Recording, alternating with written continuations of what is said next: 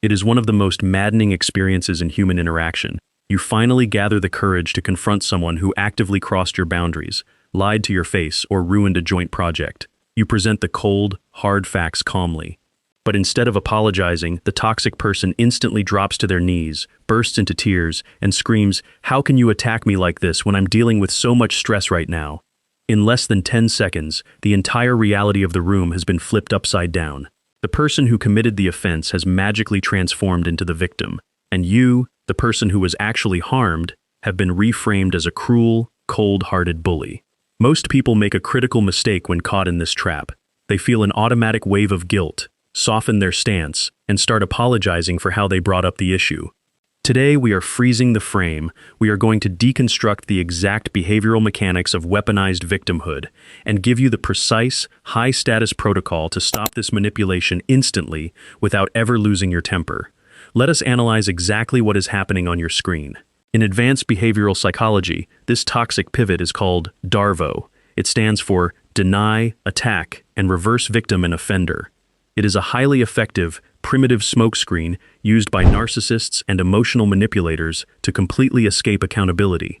When a toxic person realizes they cannot argue against your facts, their prefrontal cortex experiences an intense survival panic. They know that if they accept blame, their manufactured ego will shatter. Therefore, their brain switches into defensive theater.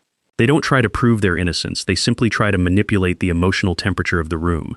By crying, bringing up unrelated personal tragedies, they hijack your natural empathy. If you soften your stance and say, "Okay, I'm sorry, I didn't mean to upset you," you are letting them win.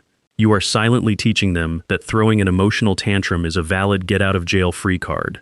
The secret to destroying this trap is the boundary quarantine. You must understand a fundamental law of emotional self-defense. Someone else's emotional reaction does not erase their behavioral guilt.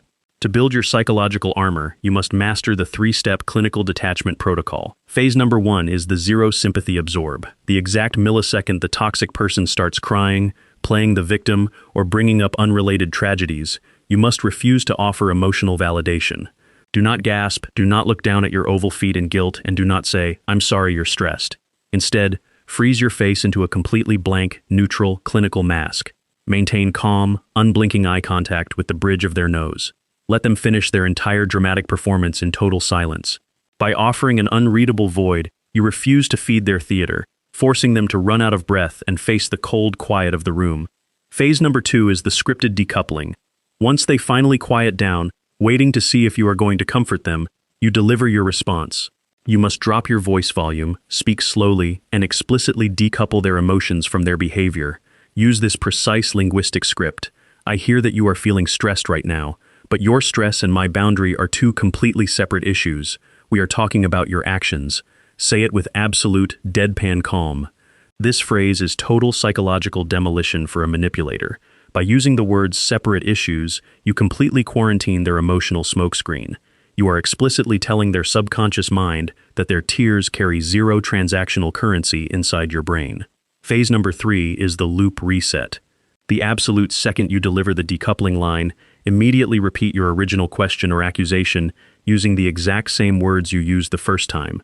If you originally said, "You missed the project deadline," you say it again immediately. Do not add new details, and do not argue about their tears.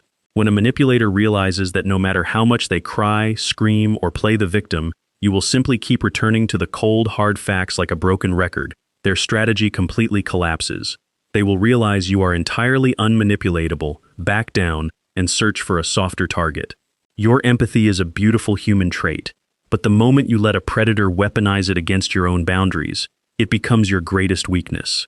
High-status maturity is never about fixing everyone else's emotional comfort. It is about having the unshakable discipline to hold people accountable for their actions. The next time a toxic person tries to flip the script and play the victim, do not feel guilty and do not back down. Stand steady on your straight legs, execute the clinical detachment, deploy the loop reset, and let their own dramatic theater run out of fuel. You hold the fortress now. If you want to keep building your psychological armor and learning how to protect your mental peace, protect your mind by hitting that subscribe button right now. Stay aware, stay safe, and never let them pull your strings.